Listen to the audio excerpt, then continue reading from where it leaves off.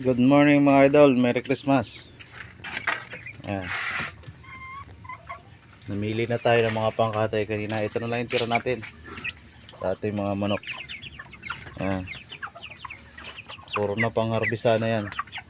Pero walang problema, kasi tira na lang natin yan para sa New Year. At ito naman sa ano na to, January harvest. Pumili na pala tayo kanina ng mga pangkatay yan, mga order yan. Ayan. Mga panganda ngayong December, may higit 2 kilo na yung mga yan.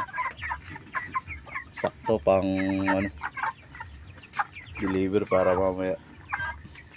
Ayan, update ko lang kayo ngayong ano, kaganapan ngayong Pasko. Ayan, umayang gabi, Pasko na. Ayan o. Ilan na lang to, sakto na to para sa New Year. Siguro mga 30 piraso na lang to.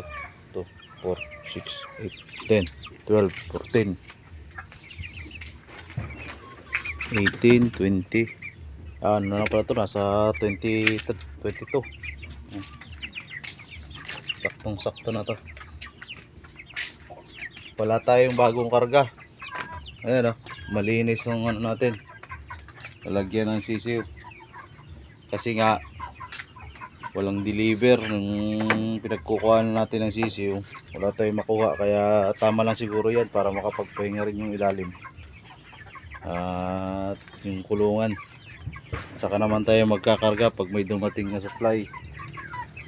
Ayan, ito na yung pinakahuling karga natin.